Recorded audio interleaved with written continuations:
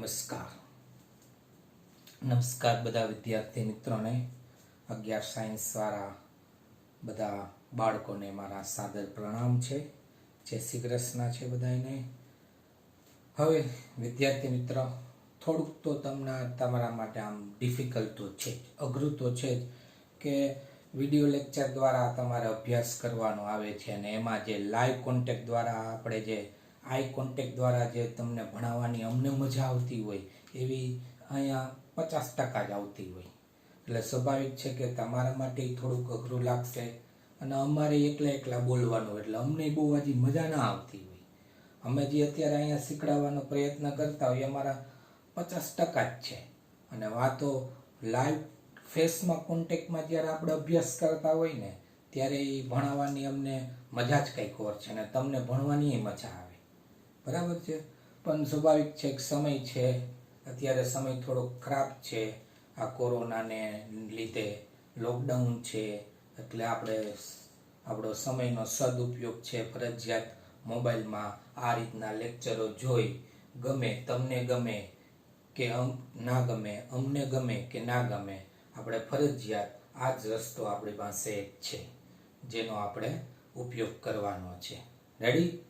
બધી ચર્ચાઓ કર્યા બાદ હવે આપણે એવા વિભાગની અંદરમાં પ્રવેશ કરી ચૂક્યા છીએ કે જે વિભાગ આપણા માટે ખૂબ જ અગત્યનો છે, ખૂબ જ આઈએમપી છે. રેડી?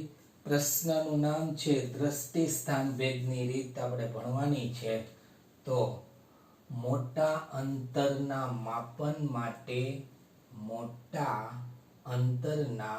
માપન માટે દ્રષ્ટિ સ્થાન ભેદની રીત. દ્રષ્ટિ સ્થાન ભેદ ખબર છે ને કે નથી ખબર? ઓકે, ચાલો. તો લંબાઈ અને અંતરનું માપન આપણે ભણવા જઈ રહ્યા છીએ.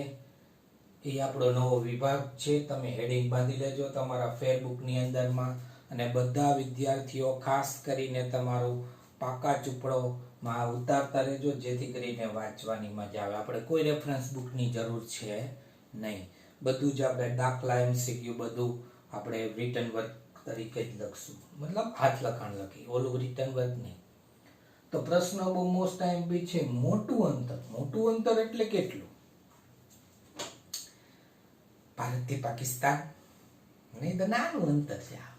ભારતથી અમેરિકા એ બહુ નાનું અંતર છે. તો કોઈ કહે તો ભારતથી ઓસ્ટ્રેલિયા, નહીં, બહુ નાનું અંતર છે. તો કેવડું મોટું તમારે જોઈ છે?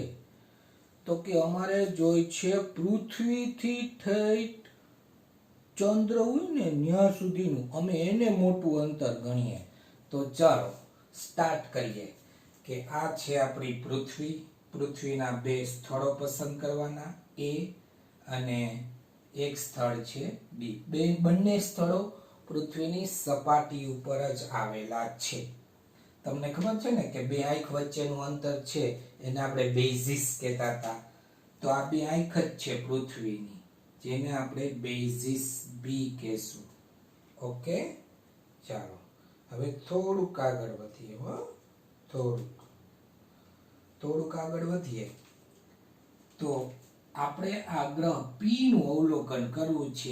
એકી સાથે એ થી અને બી થી જ્યારે એકી સાથે આ ગ્રહનું અવલોકન કરવામાં આવે તો એક સ્થળની અવલોકન દિશા એપી અને બીજા સ્થળની અવલોકન દિશા બીપી.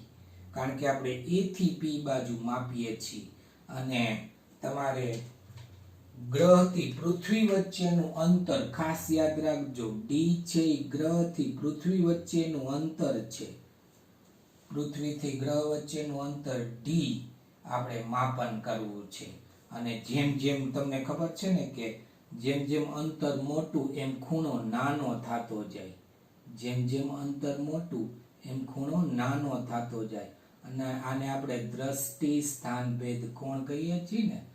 દ્રષ્ટિ સ્થાન ભેદ કોણ કહીએ છીએ.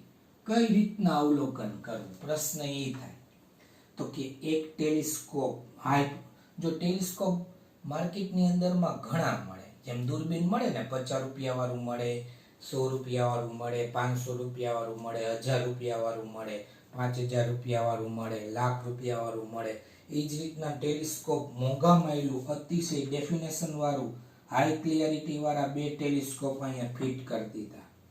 ટેલિસ્કોપની અંદરમાં એવી સુવિધા હોય છે કે તમે જે અંતર માપતા હોય એ અંતરે દેખાતું હોય, અને આ 2 અવલોકન, દાખલા તરીકે એક તમે માપો છો ભાણવડથી, બરાબર, અને બીજું માપો છો જામનગરથી, તો ભાણવડથી જામનગર વચ્ચેનું ડિસ્ટન્સને આપણે ખબર જ હોય, એટલે આ બી તો ખબર હોય. અને તમને આ 2 માંથી ગમે એક, દાખલા તરીકે ટેલિસ્કોપની અંદર તમે જોતા હોય તો તમને આ ડી દેખાતું હોય, અથવા તો મોસ્ટ ઓફલી ટેલિસ્કોપમાં ખૂણો દેખાય કે તમે ભાઈ જે ટેલિસ્કોપની મદદથી આ ગ્રહનું માપન કરો છો એ આટલો એંગલ તમારી આંખ સાથે બનાવે છે, અથવા 2 અવલોકન સ્થળ વચ્ચે આટલો એંગલ આપણે બનાવે છે. તો તમારી પાસે એક ભૌતિક રાશિ ખબર હોય, બીજી ભૌતિક રાશિ ખબર હોય, તો ત્રીજી ભૌતિક રાશિ આરામથી તમે મેળવી શકો, કારણ કે આપણી પાસે ખબર છે કે ખૂણો, આ કેન્દ્ર ડી જેટલી ચાપ મારી, સોરી ડી જેટલી ત્રિજ્યા લીધી, અને એ બી જેટલી શું મારી, ચાપ. તો ખૂણાની રેડિયનમાં વ્યાખ્યા અનુસાર શું મળે, ખૂણો બરાબર ચાપ છેદમાં ત્રિજ્યા. બહુ મોસ્ટ એમપી છે. મોટું અંતર માપવું કેમ, મોટું અંતર માપવું કેમ? ચાલો માની લે કે આ 2 અવલોકન સ્થળેથી એકી સાથે માપીએ તો બંને વચ્ચેનો માની લે કે ખૂણો નથી ખબર, બંને વચ્ચેનું ડિસ્ટન્સ તો સરખું જ આવવાનું છે, કારણ કે પૃથ્વીની સપાટીથી તો ગમે ઊંચાઈએ તમે માપશો તો એ તો સરખું જ આવવાનું છે, બરાબર છે, રેડી. દાખલા તરીકે આ પૃથ્વીની સપાટી લીધી, ચાલો સપાટી, તો અહીંયાથી આ વસ્તુ માપો છો, બરાબર, એક ભાઈ અહીંયાથી વસ્તુ માપે તો ઈ તો આટલી ઊંચાઈ આવેલી છે h, અને બીજો ભાઈ આટલી આ ઊંચાઈથી આને માપે છે, ભલે ને અવલોકન દિશા આવડી આ થઈ, આની અવલોકન દિશા આવડી આ થઈ, પણ ઊંચાઈ તો બેની કેવી રહેવાની છે, સેમ જ રહેવાની છે. કેવી રહેવાની છે, સેમ. તો જો ડી બેના ટેલિસ્કોપની અંદરમાં ડી અંતર સરખું આવે, 2 વચ્ચેનું અંતર ખબર હોય, તો કયો શું મળી જાય કે જી દ્રષ્ટિ સ્થાન ભેદ કોણ. તો તમને એટલો મગજની અંદરમાં કદાચ પ્રશ્ન થતો હોય કે અમારે પૃથ્વીની સપાટી પર ઊભા રહી અને કેમ માપવું, તો એનો જવાબ છે ટેલિસ્કોપને સ્ટેન્ડ કરી અને જે ગ્રહ જોવા માંગતા હોય એની દિશામાં તમારે ટેલિસ્કોપને ઊભો રાખી અને વારંવાર નિરીક્ષણ કરવું પડે. એકવાર અહીંયા નિરીક્ષણ કરવાથી એકવાર તમને અંતર કે ખૂણો કે એવું મળી જાય નહીં. વારંવાર વૈજ્ઞાનિકોએ ઘણા બધા પ્રયોગો કરી અને આપણને આ થિયરી આપેલી છે. એટલે હાલ પૂરતી તો આપણે આને શું કરવું પડે, આ જ રીતના સમજવી પડે. તો કઈ રીતના માપશું, તો કે બંને ખૂણે આપણે ટેલિસ્કોપ ગોઠવી અને ગ્રહનું અવલોકન કરશું. રેડી. તો પેલા કઈ રીતના પ્રશ્ન લખવાનો, તો શું કરવું છે, તો કે પૃથ્વીથી કોઈ ગ્રહને ઇંગ્લિશમાં પ્લેનેટ કહેવાય, એટલે પ્લેનેટનો પી અંતર માપવું છે. ક્યાંથી માપવું છે, તો કે પૃથ્વી પરના 2 જુદા જુદા સ્થળો, બિંદુની જગ્યાએ સ્થળ લખો તોય ચાલે, સ્થળનું નામ એ અમદાવાદ, બી ફોર બોમ્બે પણ લખી શકાય. તો એ અને બી પરથી અવલોકન કરતા અવલોકન કરો છો તો એ થી પી એટલે એપી, અને બી થી તમે પી બાજુ કરો છો એટલે બીપી મળે છે. રેડી. અને બંને અવલોકન દિશા વચ્ચેનો ખૂણો કેટલો મળે છે, ધારો કે ધારી લીધો છે, કઈક તો ખૂણો બનવાનો જ છે. જો ખૂણો 0 હોય એવું તો કોઈ દી બનશે નહીં. આપણી 2 આંખ વચ્ચે કઈક તો વસ્તુ, જો ગમે તમે વસ્તુ જોતા હોય તો 2 આંખ વચ્ચે કઈક તો ખૂણો બને જ છે, એ તો દેખીતી વાત છે. તો ચાલો આની આપણે અહીં લખશું કે બે અવલોકન, ધારો કે અહીં લખજો, ધારો કે 2 અવલોકન દિશાઓ વચ્ચેનો ખૂણો થીટા છે, જેને દ્રષ્ટિ સ્થાન ભેદ કોણ કહે છે. રેડી. તો કેવી રીતના માપવો, તો કે તમારી પાસે કેન્દ્ર છે, ત્રિજ્યા છે અને ચાપે છે. તો ઓલું સૂત્ર આવશે ને, બ્લુ બોલ પેનથી લખું, ચાલો. ખૂણાની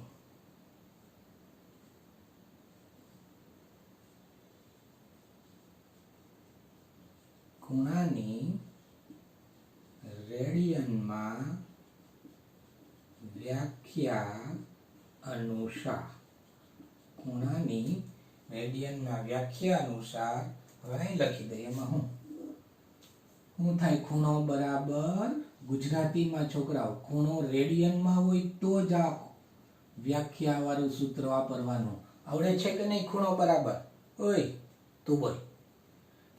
ખૂણો બરાબર ચાપના છેદમાં ત્રીજી. હારે હા હાચો. ખૂણો બરાબર શું આવશે? ચાપના છેદમાં ત્રિજ્યા. ચાપના છેદમાં ત્રિજ્યા. ચાપ, અહીંયાથી આ ચાપ મારી તો એનું નામ એ બી થાય ને, એ બી. જે અંતર કેટલું છે? બી. તો ચાપ એ બી છેદમાં ત્રિજ્યા, ગમે એ ચાલે ને, બે અંતર તો સરખું જ છે, એપી પીબી અથવા એપી. આપણે એપી લખીએ, એપી. તો એબી બરાબર શું થાય? તો કે એબી બરાબર બી અને એપી બરાબર શું થાય? ડી. અને ખૂણો કેટલો છે? થીટા. આપણે શું માપવું છે? મોટું અંતર. મોટું એટલે કેનું? તો કે ગ્રહથી પૃથ્વીનું અંતર કેટલું છે? Capital D. તો કેપિટલ ડી ને સૂત્રનો કર્તા બનાવો એટલે બી ના છેદમાં થીટા આવશે. જ્યાં ડી એટલે શું? તો કે પૃથ્વીથી ગ્રહનું અંતર. પૃથ્વીથી ગ્રહનું અંતર. ડી એટલે શું? બે અવલોકન સ્થળ વચ્ચેનું અંતર. બે અવલોકન સ્થળ વચ્ચેનું અંતર. રેડી? અને થીટા એટલે ખૂણો, દ્રષ્ટિ સ્થાન ભેદ કોણ. મોસ્ટ ઓફલી ખૂણો નાનો હશે. નાનો હશે એટલે કાં તો એ રેડિયનમાં આપેલો હશે, ડિગ્રીમાં તો નહીં હોય. ડિગ્રીમાં હશે તો આપણે રેડિયનમાં કાંઈ ફેરવવાનું થશે. કાંઈ સેકન્ડમાં હશે, કાંઈ મિનિટમાં હશે, અર્થાત કાંઈ કડામાં હશે અથવા વિકડામાં હશે. એનો સંબંધ ખ્યાલ છે ને? ફરી એક વખત યાદ દેવડાવું કે જો તમારે 1 ડિગ્રી આપેલું હોય ને એને રેડિયનમાં ફેરવવું હોય તો પાઈના છેદમાં 180 વડે ગુણવાના. આ ભણાવેલું છે. જો તમારી પાસે ડિગ્રી હોય અને તમારે એને કડામાં ફેરવવું હોય તો 60 વડે ગુણવાના. કડાને ડિગ્રી ફેરવવું હોય તો 60 વડે ભાંગવાના. રેડી?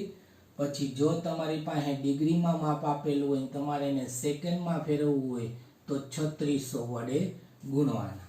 પણ જો તમારે સેકન્ડમાંથી ડિગ્રીમાં ફેરવવું હોય તો તમારે એને 3600 વડે ભાંગવાના. વિદ્યાર્થી મિત્રો, કેલ્ક્યુલેટર લઈ લેજો. તમારા ભાઈનું હોય તો એને જૂટી લેજો ભાઈ પાસેથી. બેનનું હોય તો બેન પાસેથી જૂટી લેજો, અર્થાત નવું લેવું પડશે. બરાબર છે? બાકી આપણે ફિઝિક્સની અંદરમાં હવે નો લેક્ચર કેલ્ક્યુલેટર વગર આગળ વધી શકશે નહીં. તો વ્યવસ્થિત અતિશય મોસ્ટ આઈએમપી પ્રશ્ન છે આ. અતિશય મોસ્ટ આઈએમપી નો સ્ક્વેર પ્રશ્ન છે. ફરજિયાત તમારે પાકો કરવાનો રહેશે. પૂછીશું જ આપણે પરીક્ષામાં, પ્રશ્ન પૂછીશું જ. હવે તમારે ચોપડીમાં જ્યારે તમે વાંચશો ને તો આમાં બે પ્રશ્ન મિક્સિંગ આપેલા છે. એક તો મોટા અંતરવાળો આ પ્રશ્ન છે અને એક છે ગ્રહોના પરિમાણ. ગ્રહો અથવા તારાઓ હોય સ્ટાર, એનો પરિમાણ એટલે કોને કહેવાય? દાખલા તરીકે આ શું છે? માર્કર. હા, તો માર્કરની લંબાઈ એનો પરિમાણ થયો. આ એને વ્યાસ, વ્યાસ એનો પરિમાણ થયો. પછી લંબચોરસ કટકો હોય તો લંબાઈ, પહોળાઈ ને ઊંચાઈ હોય કે નહીં? લંબાઈ, પહોળાઈ અને જાડાઈ હોય કે નહીં? એના પરિમાણ કહેવાય. રેડી? તો કોઈ પણ ગોળાકાર વસ્તુ હોય એનો પરિમાણ એનો વ્યાસ અથવા ત્રિજ્યા થાય. અને આપણને ખબર છે કે બધા ગ્રહો ગોળ આપણાથી દૂર આવેલા છે એટલે આપણે એને ગોળાઓ ગણીએ છીએ. તો આપણે એનો વ્યાસ માપવાનો છે. એનો પ્રશ્ન હવે છે આનો આ જ છે. આનો આ જ લખો તોય ચાલે, આમાં બહુ જાજો બદલશે નહીં. તો આપણે આને ચેકી નાખી. ચેકવી નાખવા માટે મારે જોશે ગાભો. ગાભો મને ક્યાંય દેખાતો નથી, પણ હું ગોતી લઈશ.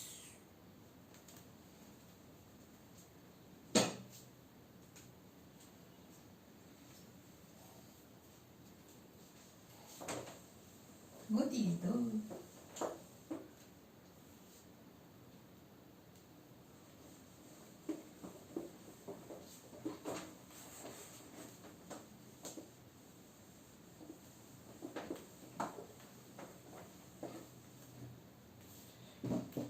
ચલો વિદ્યાર્થી મિત્રો, પ્રશ્નનું નામ છે ચેકતા આવડતું નથી. પ્રશ્નનું નામ છે કોઈ ગ્રહ હોય, ગ્રહો અથવા તારાઓ, સ્ટાર નું પરિમાણ, પરિમાણ એટલે એનો વ્યાસ, નું પરિમાણ ના આવે એમ તો ના, માપનની રીત સમજાવો. સમજાવી હોય તો સમજાવો. સમજાવી નાખીએ, એમાં મારું પણ ચાલશે નહીં. ચાલો, તો આના માટે આપણે પેલા પૃથ્વી ઉપર વાસ કરવો પડશે, જે આપણે પૃથ્વી પર વાસ કરીએ જ છીએ. તો આ થઈ પૃથ્વી પર કોઈ અવલોકન સ્થળ. આપણું ઘર છે, ઘરની છત ઉપર વયા ગયા, આપણે પોતે એકલા જ છીએ, કારણ કે આજે કુંવારા છીએ. તો આ અવલોકન સ્થળને આપણે એ નામ આપી દઈએ, અને આ છે પૃથ્વી. પૃથ્વીથી દૂર કોઈ મંગળ ગ્રહ છે, અથવા શુક્ર છે. શનિ તો બહુ આગો હોય, ઓકે, શનિ આવતા. મંગળ ગ્રહ છે. ચાલો, તો પૃથ્વીથી મંગળ ગ્રહનો વ્યાસ કેટલો છે ને એનું માપન કરવું છે. આ વ્યાસ એટલે ડાયામીટર. ડાયામીટર નો આપણે ડી કહી દઈએ, અને આનું નામે આપણે એ અને બી રાખી દઈએ. તો આનું નામ આપણે શું રાખી દેશું? ઓ. ચાલો, રેડી ને? તો એકી સાથે તો અહીં કોઈ મતલબ નથી. તમારી પાસે હાઈ ડેફિનેશન ટેલિસ્કોપ છે. ટેલિસ્કોપને તમે જોતા રહ્યા, અને તમે એક એંગલ બનાવ્યો. એ એંગલથી ટેલિસ્કોપને સ્ટેન્ડ કરી દીધું, અને ત્યાંથી જોયું તો સીધું તમને મંગળ ગ્રહના વ્યાસનું આ બિંદુ દેખાણું. બરાબર? એ જ રીતના વારંવાર ટેલિસ્કોપને અદલા બદલી કરીને બીજી વખત આ બાજુ ફિક્સ કરી દીધો, અને આ બાજુ ફિક્સ કરવાથી મંગળ ગ્રહનું આવડું આ બિંદુ દેખાડો. એટલે થોડુંક આગું હોય ગયું. હા, તો ટેલિસ્કોપનું ઓલા જે સ્ટેન્ડ હોય ને, એ થોડા એના બોલ ને બધું હોય એમાં, એ જરીક છે ને ઢીલા કરી નાખવાના. ઢીલા કરીને ફરી એક વખત પાછો સ્ટેન્ડ કરવાનો. સ્ટેન્ડ કરી અને ફરી એક વખત પાછું અવલોકન કરતા બિંદુ એ ની જરીક બાજુમાં પીગું તો ચાલે. તો પૃથ્વીથી આ છે મંગળ ગ્રહ. મંગળ ફેરા ફરો. પૃથ્વીથી મંગળ ગ્રહનું અંતર, એને કેપિટલ ડી કહેશું.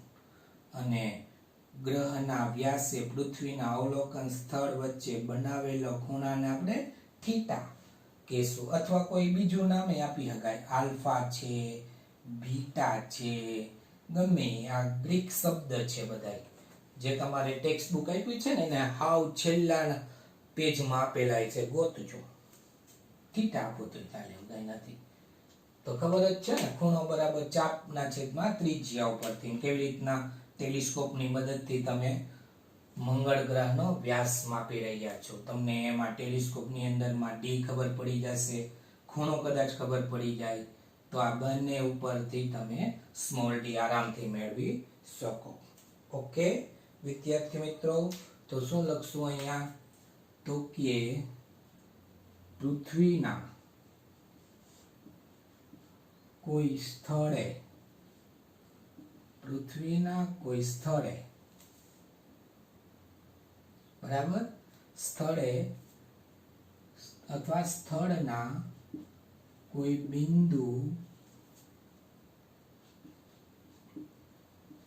બિંદુએથી કોઈ ગ્રહનો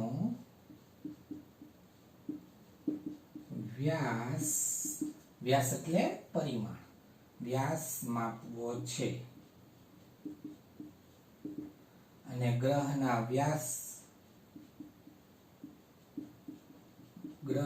વ્યાસે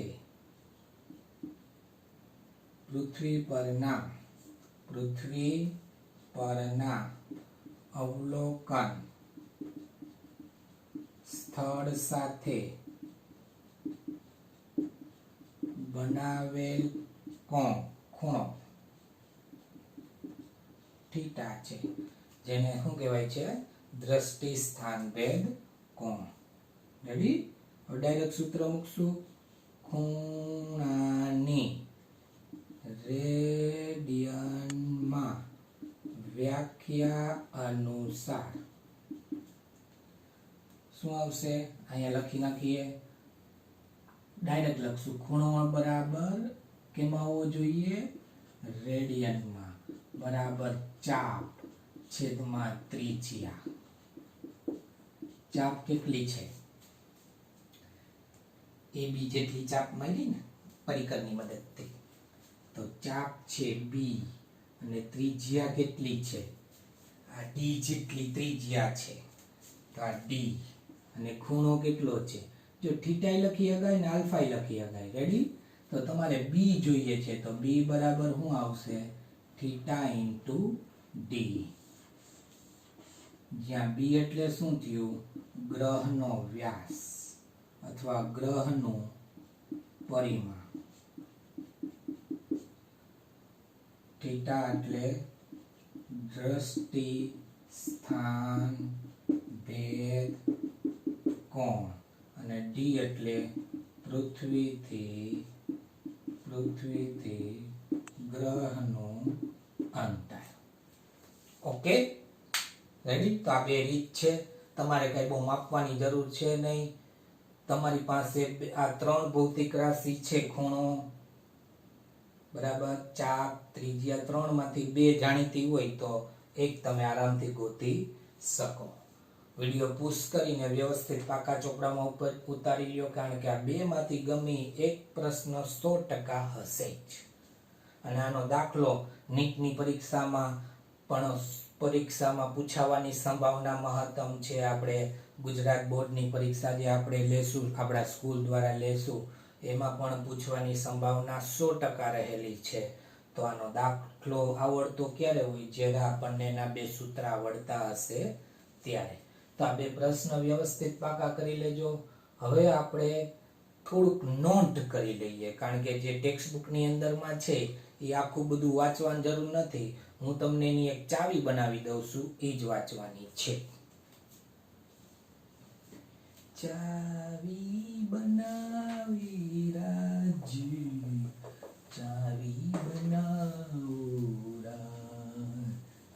રાજી, મને લાગ્યું કશું બીનો રાજી, મને લાગ્યું કશું બીનો આલો રંગ લાગ્યો. ચાલો નોંધો.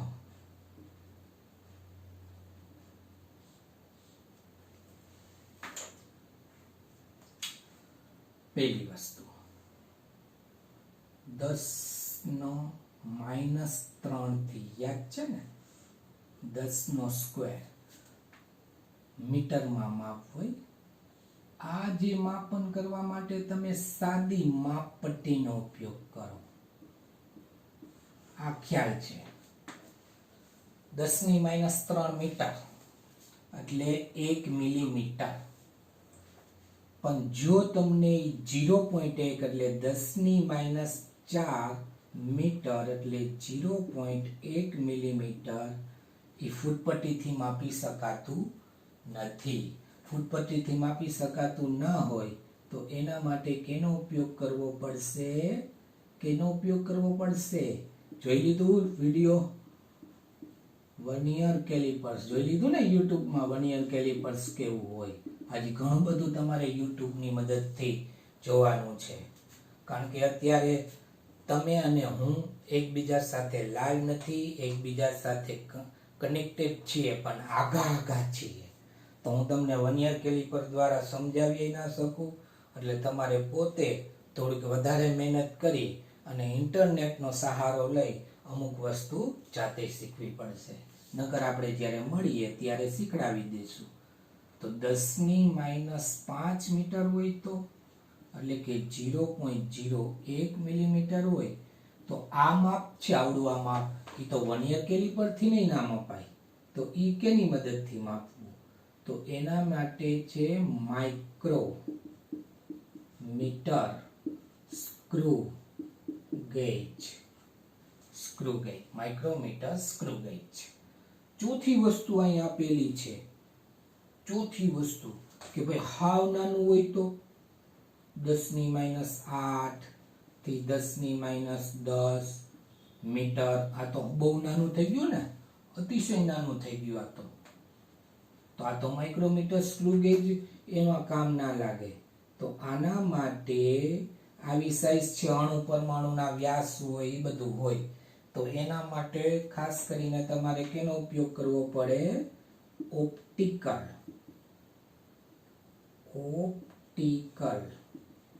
માઇક્રોસ્કોપ. અત્યારે ખાલી નોંધ કરી લ્યો, બરાબર. પછી હું ડિટેલમાં આપણે આની ચર્ચા નેક્સ્ટ વિડીયોમાં કરશું. પછી આનાથી નાનું હોય તો 0.6 એંગસ્ટ્રોમ. જો 1 એંગસ્ટ્રોમ એટલે 10⁻10 મીટર થાય, તો અતિશય નાનું હોય. તો એના માટે દાખલા તરીકે ખબર છે કે ભાઈ આપણે વાયરસ કોઈ ઘૂસી ગયો હોય શરીરની અંદરમાં, તો એને ડિટેક્ટ કરવા માટે દાખલા તરીકે મેલેરિયા થઈ ગયો, તો મેલેરિયામાં હું ડોક્ટર સાહેબ તમારી આંગળી લે, એમાં સોય મારી દે, પછી લોહીમાં આમ જોવે, એ ભાઈ તમને તો મેલેરિયા છે, એમ ખબર પડે. શું કરવાનું કે લેબોરેટરીમાં કેમ કરવાનું હોય કે તમારે જે લોહીનું ટપકું છે લોકો એક સ્લાઇડમાં મૂકે, સ્લાઇડને માઇક્રોસ્કોપ દ્વારા નિહાળીને પછી રિપોર્ટ આપે. તો એ જે માઇક્રોસ્કોપ છે એ ઇલેક્ટ્રોન માઇક્રોસ્કોપ, બરાબર છે. આમાં જે ઉપયોગ થાય છે ને એ દ્રશ્ય પ્રકાશ હોય. દ્રશ્ય પ્રકાશની વસ્તુ ઉપર પડશે. દાખલા તરીકે કોઈ વસ્તુ તમે વસ્તુની અંદરમાં નાના નાના કણો છે, નાના નાના અણુઓ છે, એ તમે જોઈ નથી શકતા. નરી આંખે થોડુંક જોઈ શકાય. આ બોલપેનની અંદર તમે અણુઓ છે જોઈ શકો? આ રૂમની અંદરમાં ઘણા બધા અણુઓ છે, જોઈ શકો નહીં. તો એ ઓપ્ટિકલ માઇક્રોસ્કોપ દ્વારા બોલપેનને ઓપ્ટિકલ માઇક્રોસ્કોપમાં ભરાવી દો અથવા એની મદદથી સહારો લ્યો, તો આ બોલપેન ઉપર દ્રશ્ય પ્રકાશ પડશે, એટલે આ બોલપેનની અંદરમાં જે અણુઓ છે એ તમને જોવા કદાચ મળે. પછી છે ઇલેક્ટ્રોન માઇક્રોસ્કોપ. તો આપણે વાયરસની સાઈઝ એટલી બધી નાની હોય કે આપણે એને નરી આંખે જોઈ શકતા નથી, એટલે આપણે લેબોરેટરી કરાવવાનું થાય. નરી આંખે આપણે જોઈ શકતા નથી. હવે કીડી બહુ દૂર હાલી જતી હોય અથવા છત ઉપર કીડી હાલી જતી હોય તો કીડી નથી દેખાતી. તો કીડીની સાઈઝના પ્રમાણમાં કોઈ પણ વાયરસની સાઈઝ તો અતિશય નાની છે, ખૂબ જ નાની છે. કીડી તો એના માટે મહાકાય પ્રાણી થયું, તો એ આપણે કેમ દેખાય? તો એનો માટે આપણે કેનો સહારો લઈ છે લેબોરેટરીમાં? ઇલેક્ટ્રોન માઇક્રોસ્કોપ, જેમાં ઇલેક્ટ્રોન એ વાયરસ ઉપર પડે છે અને વાયરસને ડિટેક્ટ કરે છે. ઇલેક્ટ્રોન છે એ અહીંયા તરંગ રૂપે આવે છે. એ આગળ ચર્ચા આવશે તરંગ કોને કહેવાય. તરંગ આ રીતના જાતું હોય ને એને તરંગ કહેવાય. એટલે ઇલેક્ટ્રોન આ રીતના જાતું હોય અને જે તે વસ્તુ ઉપર પડે, અથવા આપણા લોહીની જે સ્લાઇડ હોય એમાં ઇલેક્ટ્રોન તરંગ રૂપે પડે અને આપણને એ વાયરસ દેખાડે. રેડી? આ હવે તો હાલમાં આના પછી છેલ્લે હાલમાં નેનો ટેકનોલોજી આવી ગઈ છે. નેનો એટલે સૂક્ષ્મ ટેકનોલોજી, અતિશય સૂક્ષ્મ ટેકનોલોજી. અતિશય સૂક્ષ્મ કણોનો અભ્યાસ કરવા માટે અત્યારે મોટું એક માઇક્રોસ્કોપ આવી ગયું છે, જેને ટનલિંગ માઇક્રોસ્કોપ કહેવાય છે, કે જેની મદદથી અણુઓ કેવી સાઈઝ છે, કેવી પ્રકૃતિ ધરાવે છે એનો અભ્યાસ કરી શકાય. હવે વિદ્યાર્થી મિત્ર, આની ડિટેલમાં આપણે ચર્ચા કરશું, પણ તમે યુટ્યુબની અંદરમાં આ બધા જોઈ લેજો નવરા બેઠા બેઠા, બરાબર. કારણ કે આ ડિટેલની અંદરમાં આપણે કોઈ પણ પરીક્ષામાં આવશે નહીં. આપણે આમાંથી એકાદો MCQ પૂછવું હશે તો પૂછશું કે દાખલા તરીકે ઓપ્ટિકલ માઇક્રોસ્કોપમાં કેનો ઉપયોગ થાય, તો કે દ્રશ્ય પ્રકાશમાં. ઇલેક્ટ્રોન માઇક્રોસ્કોપમાં કેનો ઉપયોગ થાય, તો કે ઇલેક્ટ્રોન તરંગ રૂપે હોય છે અહીંયા. રેડી? તો બાકી ક્યાંય આની વિશેષ ચર્ચા આવતી નથી. 12 સાયન્સની અંદરમાં આવા તરંગોને એવું આવશે, પણ આની હારે કોઈ સંકળાયેલું છે નહીં. ઓકે વિદ્યાર્થી મિત્રો, પણ આગળના જે 2 પ્રશ્ન છે એ વ્યવસ્થિત પાકા કરી લેજો, ઉતારી લેજો, અને બધા ચેનલને સબસ્ક્રાઇબ કરજો. તમારા બીજા કોઈ મિત્ર હોય એને પણ મોકલતા રહેજો. ઓકે, અને લાઈક પણ કરતા રહેજો. નમસ્કાર વિદ્યાર્થી મિત્રો, જય શ્રી કૃષ્ણ.